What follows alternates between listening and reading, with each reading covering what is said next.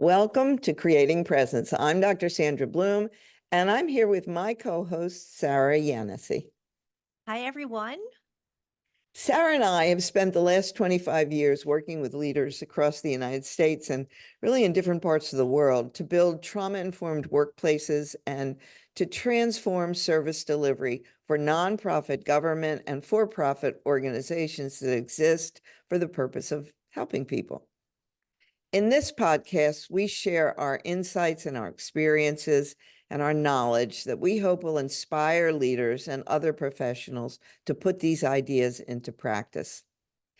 This is our third series, and in our last episode, in episode 2, we looked at collective historical and cultural trauma and talked about how important it is to achieve just societies. And today, we're going to focus on how we, human beings, socially construct so much of the world around us and how those social constructs turn out to be the source of most of the cruelty that exists in the world.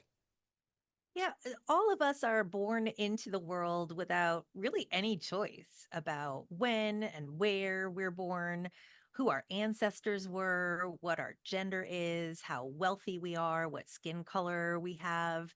But these things have come to mean so much about us and how we're defined, even though we basically made it all up. Right, exactly. A social construct is something that exists, but not in objective reality. It's not like, a cup or a table or books. Um, it's a result of human interactions. So it exists because human beings, usually groups of human beings, agree that it exists. So it's like the way, and a really obvious example is the way we decide that a specific certain type of paper is money, and that we can do all kinds of things with it when it's really just paper. Right. But agreeing on money is kind of a little thing compared to like really big social constructs, things like race, class, religion, gender, and language. They're all socially constructed. And it turns out that, they, like you said, tend to be the source of most of the cruelty in the world, long in the past and even today. So the reason why this is so important to think about is because since we create these social constructs, we actually can change them. All the ideas, values, norms, and ideologies, the belief systems that impact our behavior in our institutions, like race, we can change how we understand what that is. And about race, did you know that there really isn't any such thing? I did know that. Yeah. But I wonder how many people out there knew that. The National Human Genome Research Institute has definitively shown that humans share over 99.9% of the same DNA. The differences that we observe in skin color and eye color and hair texture and bone structure, all that, those are known as things called clines in biology. And in biology, these are not sufficient, none of them, to separate humans into different races of people. Humans are all just that, humans. Yeah, and it's the same with social class, right? Social class is defined by categories like poor, lower, or upper middle class, upper class, and it's due to a person's income, their wealth, their power, their occupation. So class is also completely socially constructed by the way we view how much income or wealth a person has, that they're more worthy somehow if they have more of that, more deserving of what they have, and therefore, what they do with that wealth and power. They are given a pass on what they choose to do with it. Yeah, exactly. And then there's the really controversial one, gender.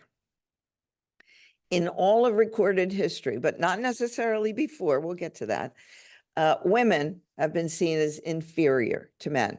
They've been considered men's chattels with no independent rights. They've been considered spiritually and intellectually weaker than men. Their whole duty in life is to pander to male comfort and raise children, preferably male children. Ugh. So sorry. So if we look at gender as, this binary of men and women, the differentiation has been even more socially constructed, so that heterosexism has become the norm. And it precludes any other notion that people could be something other than male or female up until very recently, when we've started to recognize people who are non-binary. So heterosexism really describes an ideological system that denies or denigrates and stigmatizes anyone who is identifying outside of non-heterosexual forms of behavior, that identity, relationships, or communities. Yep. And it's as if that wasn't enough of a problem. Gender as a social construct ties very closely to violence because violence is also gendered.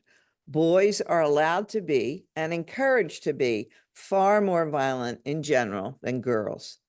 The preponderance of violent acts measured in our culture are perpetrated by males, acted out against females, children, and other males. Yeah, about 90% um, of the world's homicides are perpetrated by men. And all of the wars that we've had have been started by men.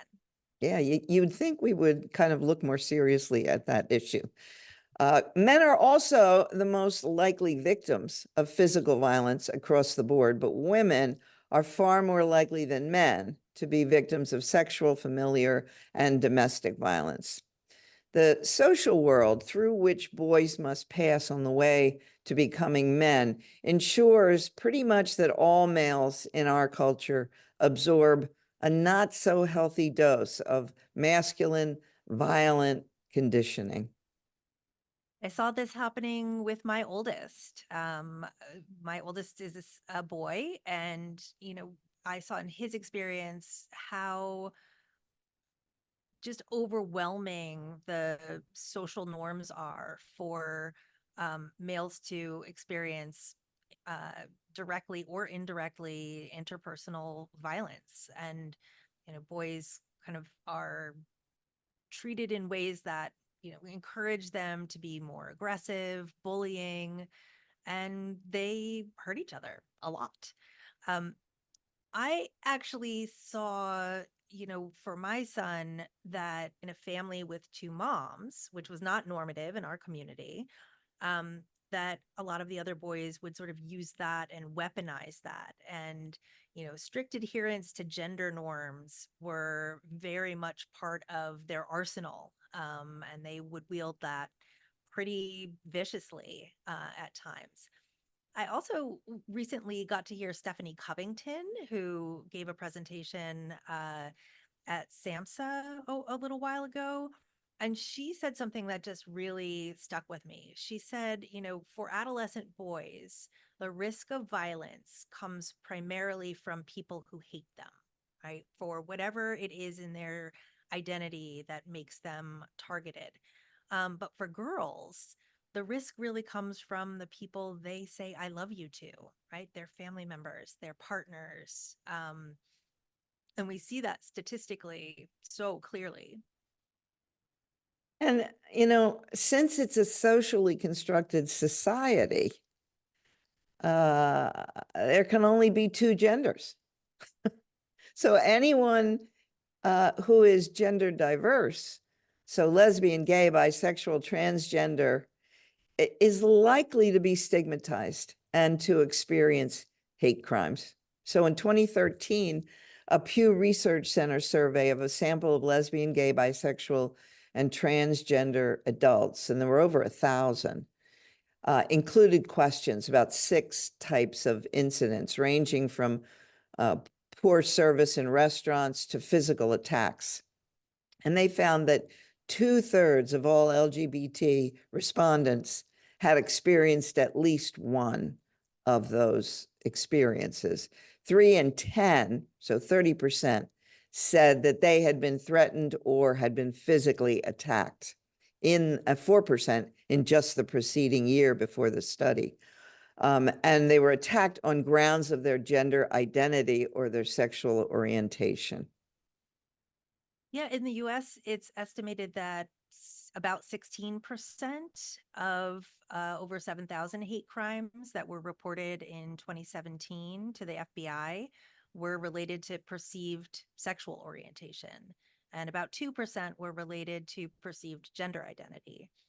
Also in the US, a substantial portion of adults who are minoritized for their sexual orientation or gender identity have experienced traumas that include physical or sexual violence, discrimination, or other negative or life-threatening actions because of that identity. And those are the ones that have not been reported to anyone.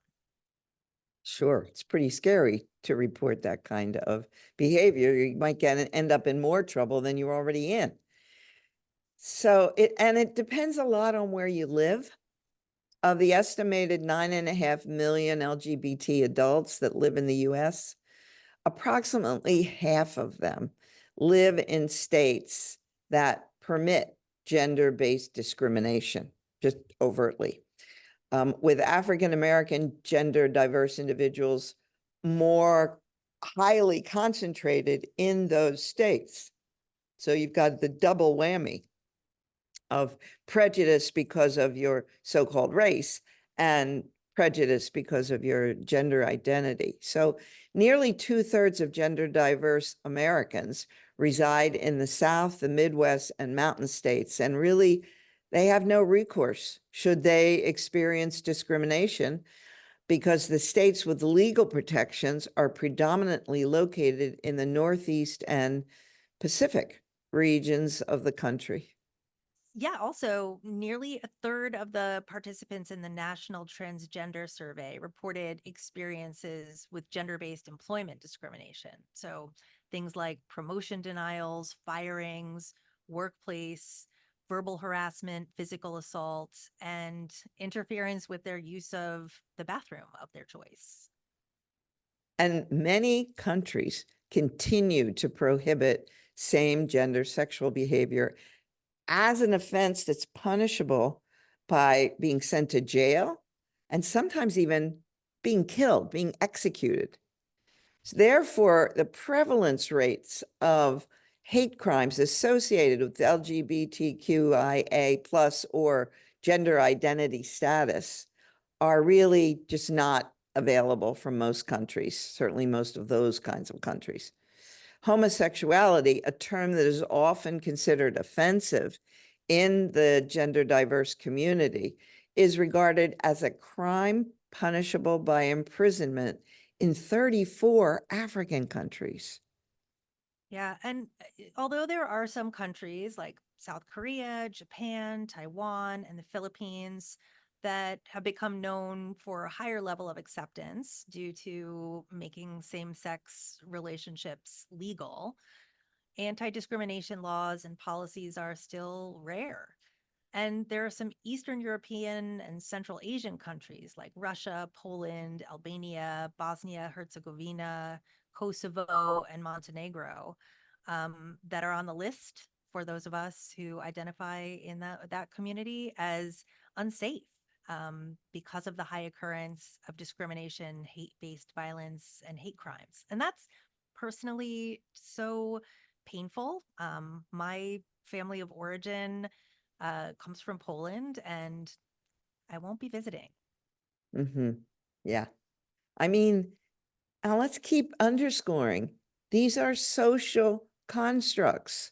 We've decided well, what gender means, and we can decide to change it. Fortunately, at least here in the United States, gender is one of the social constructs that we can see evolving. I've just watched that happen in my own lifetime.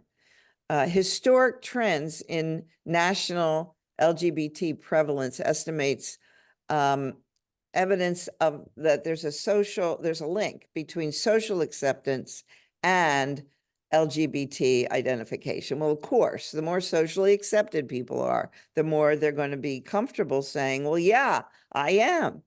In 1972, the GSS reported that 73% of American adults believed that homosexuality was always wrong, while 11% believed that homosexuality was not wrong at all. But by 2008, only a small majority, 52%, said such relationships were always wrong, while 38% said the same-sex sexual relationships are not wrong at all.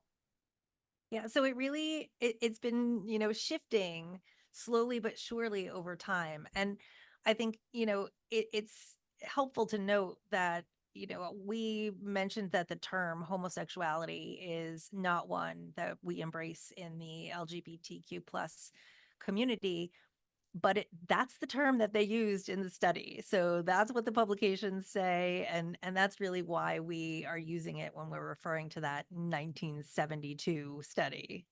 That was the only term. But by 2018, only 32% of the population said that same-sex relationships were always wrong, and 58% said it wasn't wrong at all. So we can see a really significant shift by that time.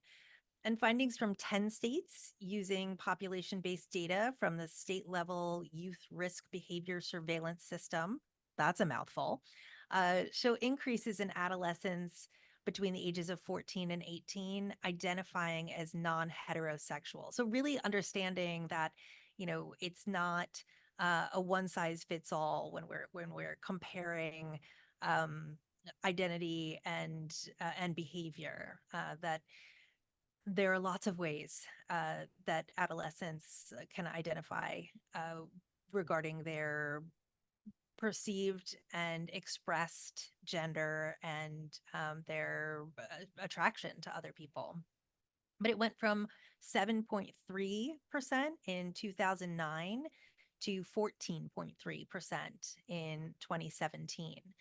And recent estimates from the current population survey suggest that there are over 1 million same-sex couples in the United States, and about 54% of them are married, according to the U.S. Census Bureau in I also think 2019. it's important for people to understand this does not in any way mean that there's this sudden epidemic Yes. of it's probably always been that way, but people were not allowed to talk about it. You risked your life if you were not straight, heterosexual, and you admitted that in public. You just couldn't. So I think that's important to understand. Gallup analysis shows similar trends to the ones you were talking about, Sarah. In 2008, 55% of US adults thought that gay and lesbian relationships between consenting adults should be legal.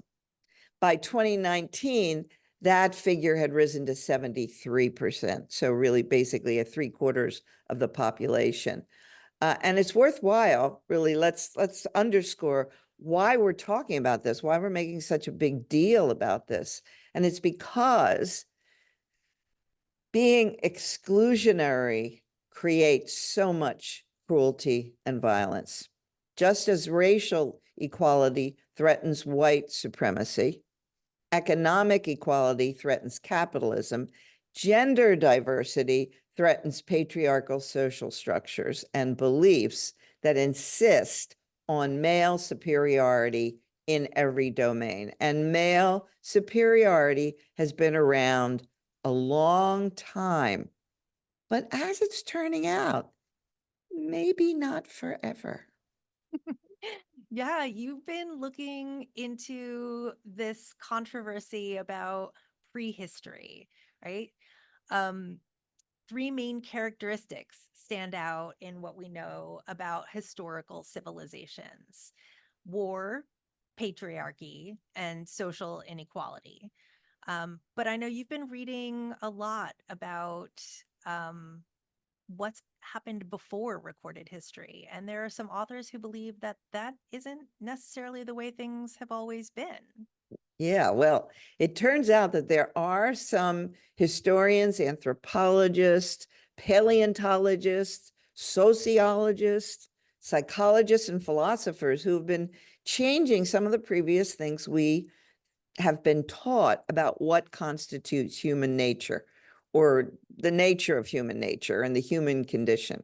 So there's a really interesting and provocative book out there called The Fall, The Insanity of the Ego in Human History and the Dawning of a New Era by an author named Steve Taylor.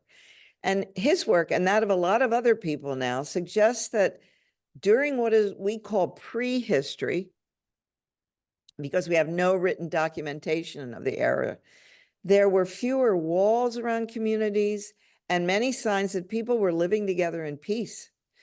But then something happened between 6,000 and 10,000 years ago. Humans seem to have become more violent and began to kill each other, even family members. Men started to oppress women and to enslave other men, women, and children. Parents began to oppress and deliberately hurt children. And while small groups of people began to wield massive amounts of power to dominate and oppress massive numbers of other people, even to the point of starvation of basic resources needed for life. And the result then is those three main characteristics you mentioned: war, patriarchy, and social inequality, which we're still burdened by. Yeah, this idea that the fall happened, in biblical terms, where Eve ate the forbidden apple, leading to all of humanity's, consequent troubles. Uh, that's a story that also has been socially constructed, right? That humans were punished by God for this act. Um, and there's some really interesting, you know, like reality about this shift. Although, it may not have been so much about the religious story, but a collective psychological shift that happened, in that 6,000 to 10,000 years ago period in time. And it was because of the result of an environmental disaster, a drought that began in the Middle East and Central Asia. And if he's right, it has enormous implications for the environmental crisis we're facing right now and in the foreseeable future. I mean, when you were telling me about this, I was thinking about how much this parallels a trauma response, right? If we as humans were living kind of in a more reverent state with nature, and then an environmental disaster happens, a trauma, a collective trauma, it almost feels to me like it makes sense that humans were felt betrayed by nature, right? This environmental disaster created all kinds of peril. And so a trauma response would be to have a fight or flight reaction, to um, you know become uh, overwhelmed with the desire to dominate rather than be dominated. And it seems like that's persisted for thousands of years. Exactly. It's like a new human being arose out of that time and began creating this enormous technological advances, which is still going on, and created the civilizations, the ancient ones of Sumer and Egypt and everything that came afterwards, but also gave rise to social pathologies like warfare, male domination, and social inequality that we've all been compelled to live with and believe that it's, all there is. It becomes normal. for people then to abuse the natural world, which then we have learned to think of as our enemy, to the point of ecological disaster, and to despise our own bodies and feel guilty for experiencing completely natural desires. What we've seen from what we just described about the shifting social construct of gender from, this binary, there are only two, to now understanding, a wider range in our social environments, and not just recognizing but accepting, right, all the statistics that we talked about in the last 20 minutes were really about showing how social constructs can change and shift. And we want to do the same with the way we think about nature, the way that we think about each other, and the way that we think about human nature. And so we're going to talk about that a lot more when we come back from our break. Thanks so much for listening to Creating Presence. Coming up after the break, we will keep talking about shifting our mindsets, our mental models, and thinking about the impact of our historical trauma. We'll be back after these messages. In a world with trauma, adversity, and mental health deficits, your organization may be feeling the effects in its culture. Recognizing the need for safe, productive, and values-aligned organizations, Creating Presence can help to develop a healthy, biocratic organization. In the Creating Presence training model, your entire staff will learn to value human elements that characterize organizations, learn values that are solution-based and supportive, and implement new skills which will create capable leaders to meet the needs of staff and clients. For more information, go to www.creatingpresence.net. Creating Presence is managed by Lakeside, your resource for trauma-responsive care.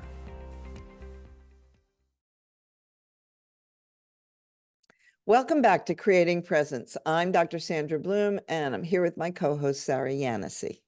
Welcome back, everyone.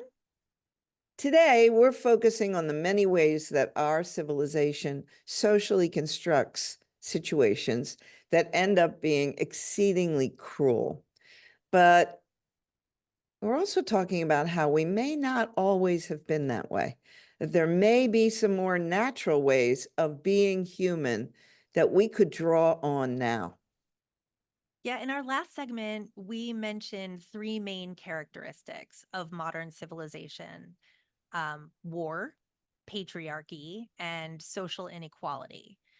But now there are a number of scholars who are questioning this age-old idea that this is what comes naturally to human beings. And there are two big issues that Taylor mentions in his book, The Fall, that we've been talking about. The first one is that war is completely unknown amongst the rest of the animal kingdom. There are some primates who show a degree of aggressive behavior, like gorillas and chimps, but even they are nowhere near as warlike as human beings. Their small degree of warlike behavior only seems to occur, really, when their natural way of life or their habitat is disrupted. In fact, it's so kind of dramatic. The famous psychologist Eric Fromm, he wrote in his book, The Anatomy of Human Destructiveness, he said, if the human species had approximately the same degree of innate aggressiveness as that of chimpanzees living in their natural habitat, we would live in a rather peaceful world. Yes, genocide, genocidal warfare, massacres, cruelty, and sadism, they're virtually absent in the animal world. And apart from the killing of prey and the occasional practice of infanticide, the only kind of violence that happens regularly among animals is aggression between members of groups. And usually that's just connected to dominance or mating issues. But even then, actual fighting is quite rare. In fact, most animals go to great lengths to avoid real conflicts. Right. They're not stupid. They don't want to get hurt. There's a zoologist named Glenn Weisfeld, and when he was examining this issue, he said the animal usually threatens its opponents initially as by hissing, vocalizing, teeth baring. Attack comes as a last resort. And even if fighting does take place, animals have appeasement signals or displays of submission, which I've seen quite frequently in my dogs, right? When a dog rolls over and exposes its belly and says, okay, I don't want to do this anymore. And that abruptly ends the fight, as long as you have two healthy dogs before any killing occurs. Yeah, humans are one of very few species that just doesn't do that in the same way. And doesn't have the instinctive inhibitions against killing. And the only one that really practices collective aggression and attempted conquest in groups, right? So in Fromm's terms, whereas animal aggression is benign and defensive, only really happening when survival interests are threatened, and rarely going beyond those warning signals that you were just describing. Human aggression is what he calls malignant.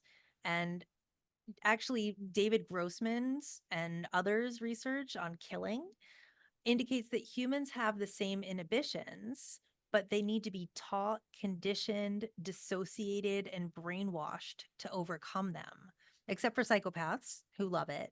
So, in our natural state, humans are not like that. We actually have to be taught to overcome that, human essence in order to be able to kill and, conquer others. Yeah, there's now a pretty general agreement amongst many scholars that so-called primitive human beings were free from intergroup aggression and also from much of the inter-individual aggression that we certainly see today. Then Durdenin examined the data that existed on over several hundred primal peoples, so groups of people, hundreds of groups of people, and found that the majority of them were highly unwarlike, with war reported as absent or mainly defensive, while the others only had allegedly mild, low-level and or ritualized warfare.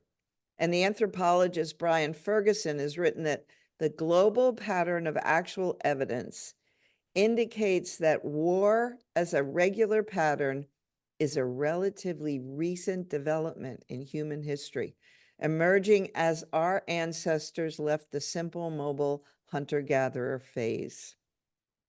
Yeah, in 1999, there were 3 separate overviews of archaeological evidence in different parts of the world. All of them showed no evidence of war during all of the Upper Paleolithic period. That's 40,000 to 10,000 BCE. So no signs of violent death, no signs of damage or disruption by warfare. And it's not that they didn't find lots of artifacts. They found pots and tools and all kinds of, other helpful items in their, archaeological finds, but a complete absence of weapons. Brian Ferguson points out it's difficult to understand how war could have been common earlier in each area and remain that invisible. So archaeologists have discovered over 300 cave, what they call art galleries, dating from the Paleolithic era, and not one of which contains depictions of warfare, weapons, or warriors. Lots of other things, hands and people and animals, but no weapons or warriors. And it's because of evidence like this that the archaeologist Perry, he wrote, "It's an error as profound as it is universal to think that men in the food gathering stage were given to fighting. All the available facts go to show that the food gathering stage of history must have been one of perfect peace." The other thing that shows up when we're looking at, old Stone Age and early parts of the new Stone Age evidence through artwork and burial practices, what we see is that there isn't evidence of male domination either. And women seem to have played just as prominent a part in these societies as men and to have had exactly the same kinds of freedoms and rights. And when researchers look at contemporary hunter-gatherer societies, the few that are remaining around the globe, they're notable for their lack of male domination.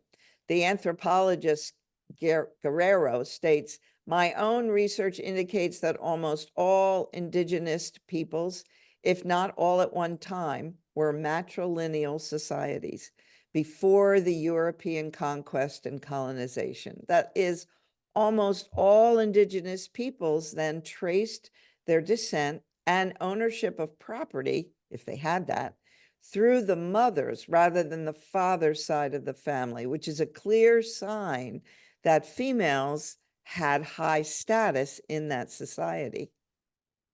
Yeah, so they've also looked at hunter-gatherer societies and what are called immediate return hunter-gatherer societies. So that means like people go out and immediately use the food that they gather rather than storing it for later. And what they've found is that in those, immediate return hunter-gatherer societies, men have had no authority over women. And women usually choose their own marriage partners. They decide what work they're going to do, when to work. And if marriage breaks down, they have custody rights over their children. So that really tells us something about what life, that pre-history life has been like. Yeah, what we're learning is that for probably hundreds of thousands of years, until around 8,000 BCE, all human beings lived as hunter-gatherers. That is, we survived by hunting wild animals, which was usually the man's job, and foraging for wild plants, nuts, fruits, and vegetables, the women's job. Hunter-gatherer communities were small, with usually no more than a few dozen people, and they were mobile. They were moving on to a new site every few weeks or months when an area's supply of food began to dwindle. And they were also, at least judging by contemporary hunter-gatherer groups, fairly fluid with a changing membership. When we think about, the construction of those groups, right? We've been talking about gender roles and this existence of a much more equitable kind of social structure. But we also have learned a lot about how they interacted with other groups too. So when we think about, warfare being the norm for humans, when we look at the evidence from this period of time, what we see is that hunter-gatherers actually visited each other a lot. They made marriage alliances. They often switched membership. So scholars used to assume that men provided most of the food in these societies, probably because, in our current systems, we have this socially constructed vision of men as breadwinners. But recent research and observation of present day hunter gatherers shows that actually women are the ones who provide 80 to 90% of the food. So some anthropologists are actually thinking that it makes sense to change the social construction of naming from hunter gatherers to gatherer hunters.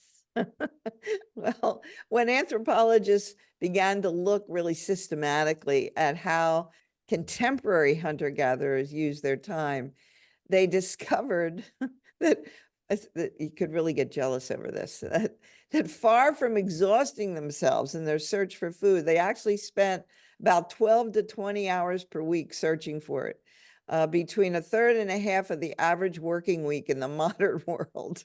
It was this that led the anthropologist Marshall Salins to call hunter-gatherers the original affluent society. As he noted in his famous paper of that name for foraging people, he said, the food quest is so successful that half the time the people do not seem to know what to do with themselves. Can you imagine? No.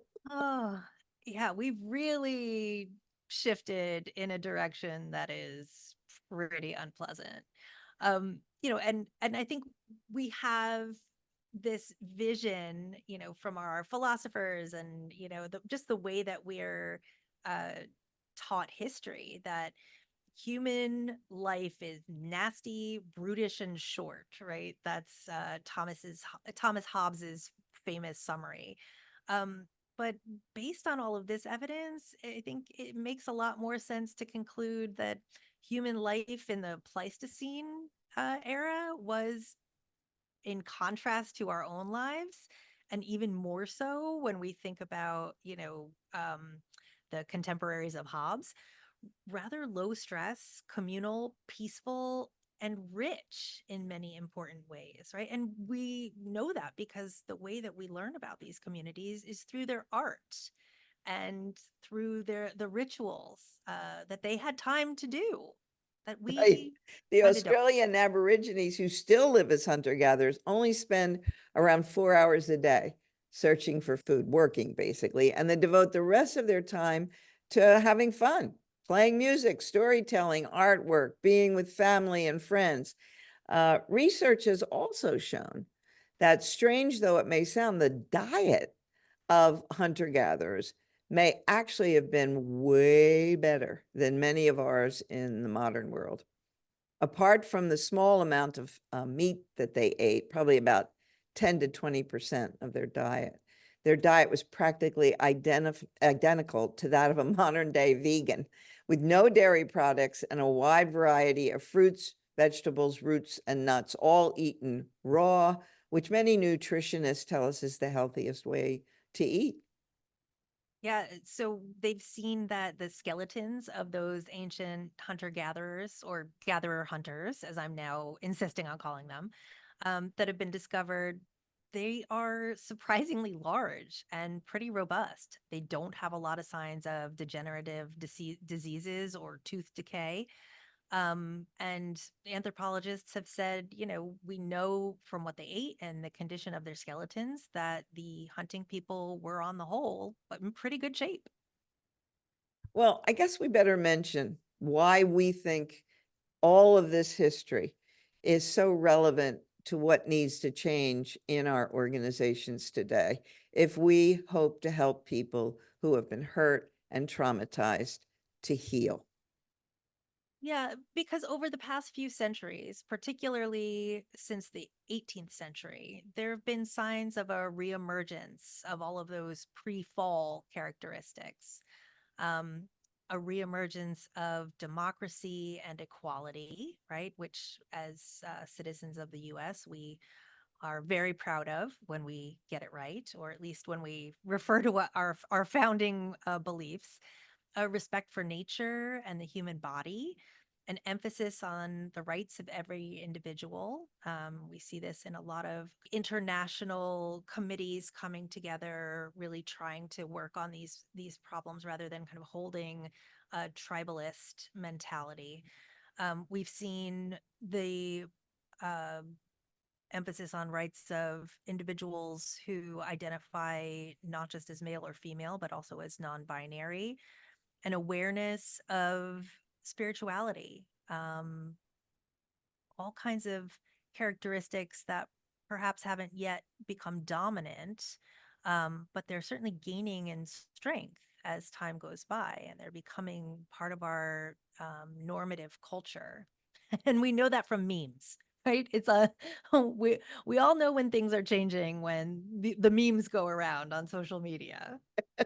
Well, what's important, I think, for all of us to understand is the idea that it doesn't have to be like this. We can change things for the better. We have to change our social constructs.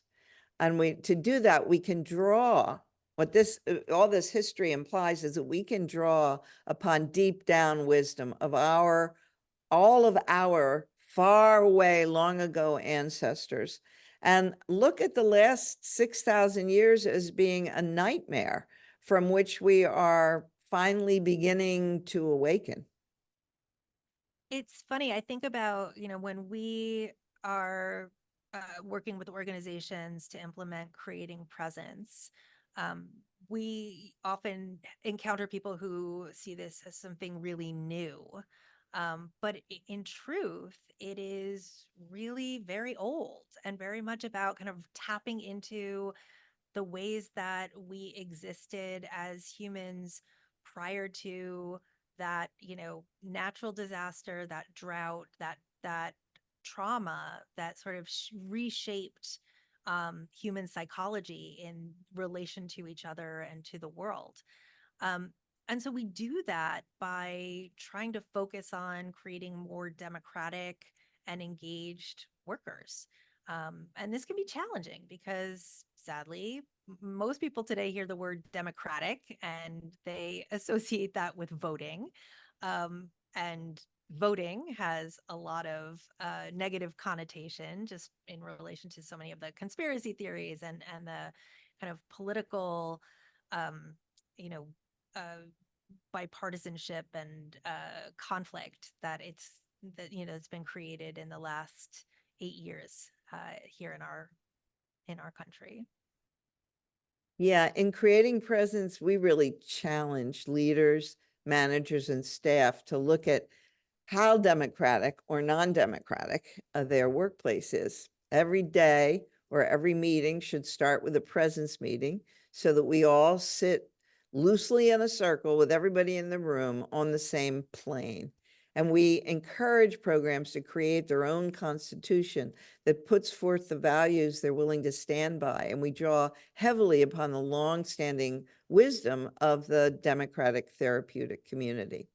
And I want to add, Sarah, is interesting perspective about the history that we've been talking about, which is people who are listening might be really skeptical, although it comes out of a lot of research that's been done by archaeologists and paleontologists, but just a slightly different perspective um, on how this has happened is that we have to remember the difference between Europe and European values in the 18th century when people started coming over here and their encounter with the people that were already here, the Native Americans who were here.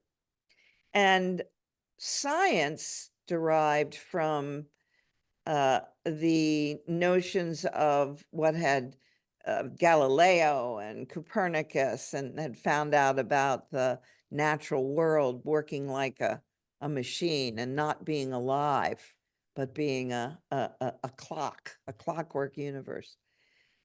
The Native Americans had a very, very different kind of belief system. They believed that everything was alive, and they believed that individuals needed to be respected and that women had rights and that democratic procedures were the way to operate on a regular basis. So the ideas of personal freedom, social equality, women's rights that were then went back over the Atlantic and became part of the Enlightenment really came from the native peoples here. So it's not just a fantasy, it's not just an imagination that we're talking about that we have no evidence for, because people in the Paleolithic times either didn't write or everything they've written has been lost. People that recently that were here were encountered and were conveying those very same ideas that we can still draw upon. Yeah, we really need to think about indigenous wisdom rather than the rule of the oppressor, and recognize what was lost through that trauma reenactment of colonialism.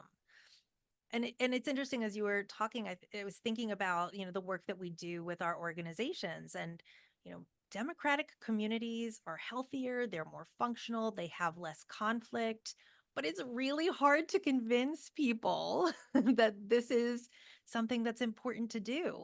Even in the face of the enormous levels of burnout and problems with mental health that we see in our workforce, it's very hard for leaders to let go of their perceived power, and helping them understand that that also is a trauma response, right? That need to hoard power is it comes from a place of fear rather than from a place of wanting to develop.